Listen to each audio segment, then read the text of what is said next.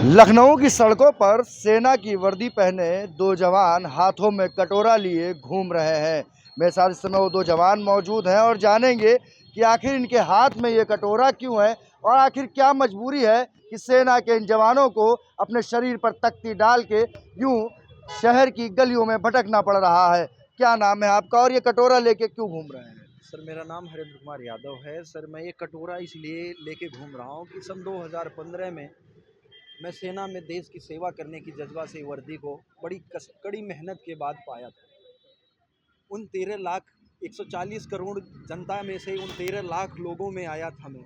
12-13 लाख जो देश की सेना है, उसमें बड़ी मुशक्क़त से उसमें मुझे मौका मिला। वहाँ जाने के बाद मैंने देश की ट्रेनिंग की, जो सबसे कठोर ट्रेनिंग है। वो करने के बाद भी जब मेरी पहली पोस्टिंग होती है, मैं चाइना बॉर्डर पे वहाँ पे भी अपनी सेवा दिया।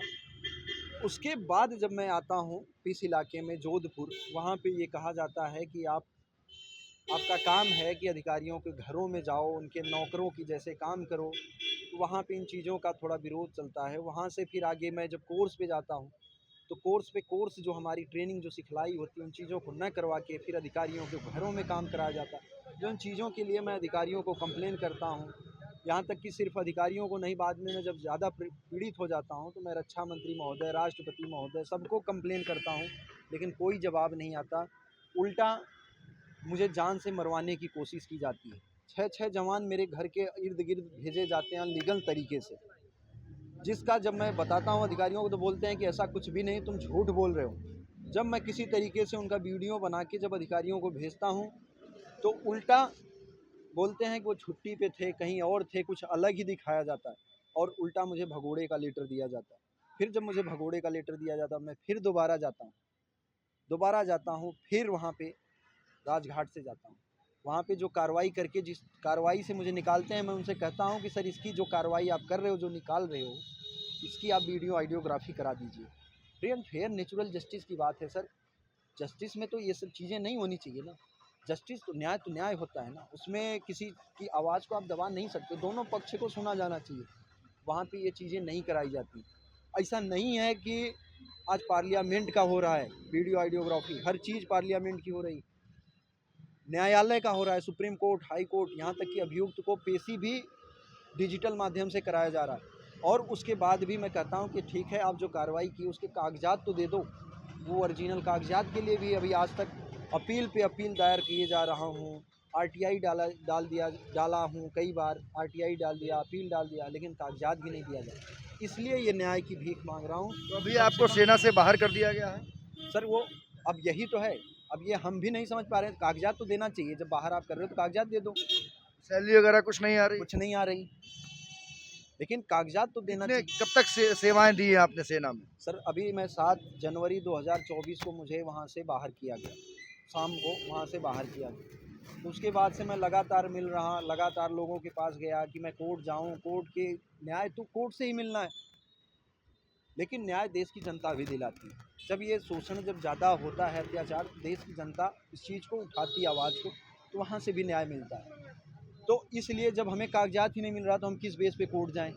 कोर्ट हम जा नहीं पा रहे हैं। वकील साहब सीधा ये कह रहे हैं, जब तक आपको कागजात नहीं मिलेगा तब तक हम कुछ नहीं कर सकते कोर्ट में। तो सर, हम क्या करें, कहाँ जाएं? रक्षा मंत्री महोदय के पास आ रहे हैं कि सर, कम से कम कागजात तो दिलवा दो।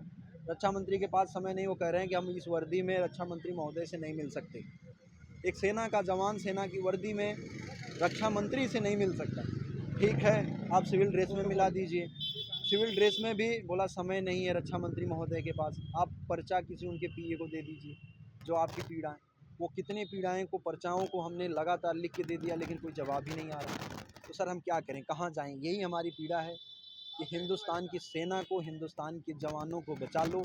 यही हमारी विनती है अपने देश के तमाम लोगों से, तमाम जनता से, कि जो सैनिक हिंदुस्तान की हिफाजत करता, आज वही सुरक्षित नहीं है, और जब वही सुरक्षित नहीं तो कैसे आप लोगों की हिफाजत कर सकता है? बस यही पीड़ाएं, यही मांग है, यही न्याय चाहिए कि ओरिजिनल डॉक्यूमेंट दिया जाए कि तो अगर पीड़ित कर रहे हो, दिखा रहे हो, तो उसके डॉक्यूमेंट दो। तो इनका साफ तौर पर कहना है कि सेना में होने वाले शोषण का जब इन्होंने विरोध किया तो इन्हें बाहर का रास्ता दिखा दिया गया और उसके बाद जो प्रक्रिया होती है उसके तहत ना इन्हें कोई कागजात उपलब्ध कराए गए, अब ये दर-बदर भटक रहे हैं, न्यायालय जाते हैं, तो वहाँ वकील कहते हैं कि अगर सेना से निकाला गया है, तो उसका कागजात दीजिए, तब हम मुकदमा लड़ पाएँगे।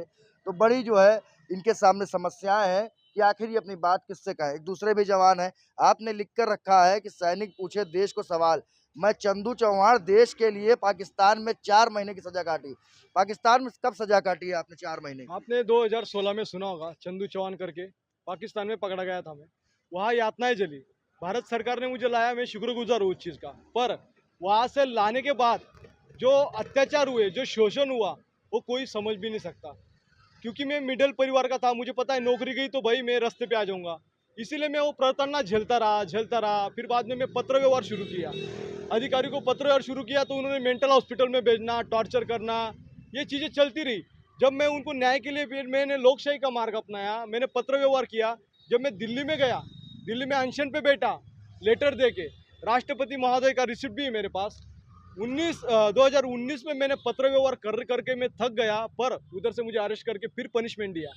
मतलब इस शोषण से गुजरता गया। जब मेरी अभी 11 साल नौकरी हुई, जब मेरा पेंशन का टाइम आया, जानबूझकर अधिकारियों ने प्लान बनाया और मुझे 5 रेटिंग के पर्पस पे घर भेजा।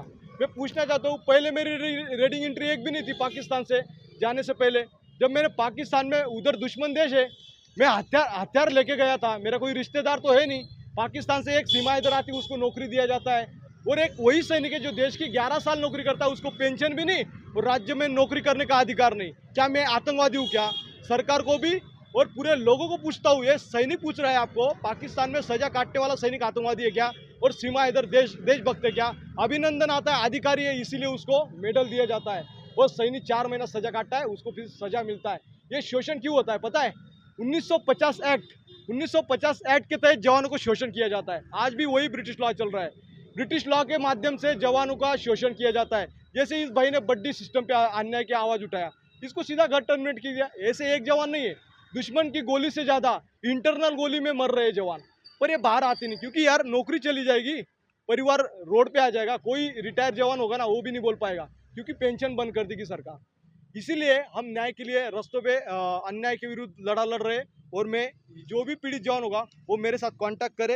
इसीलिए मैं पाकिस्तान में किस तरीके की यातनाएं झेली हैं आपने वहाँ? मेरे दिन रात मुझे पता नहीं चला। मैं अंदर कोठरी में रहता था। यहाँ पे देखिए सर पे चोट है, इधर यही इधर भी इंजेक्शन लगाए थे, ड्रग्स इंजेक्शन दिए थे, फिर भी मैंने देश की कोई सिक्योरिटी लिखने की। पर आज मुझे लगता है कि मैं पाकिस्तान में ही शहीद हो जाता तो मेरे लिए बहुत खुशी की बात रही। तो एक जवान जो पाकिस्तान में 4 महीने की कैद काट के आया है, अब वो इस सिस्टम से इतना त्रस्त हो चुका है कि कह रहा है कि इससे अच्छा तो मैं पाकिस्तान में ही शहीद हो जाता। अपने वतन वापस आकर इतनी अपनी ही सेना की इतनी बेरुखी जो उसने झेली है, उसके बाद आज इन्हें भटकना पड़ रहा है। आज लखनऊ आए थे, रक्षा मंत्री से मिलने आए होंगे और इसी के लिए ये प्रदर्शन भी कर रहे हैं ताकि सरकार तक इनकी आवाज़ पहुँचे और इन्हें न्याय मिल सके। राजधानी लखनऊ से कैमरा पर्सन साकेत के साथ मैं अथर्व रस्तोगी, दैनिक भास्कर के लिए।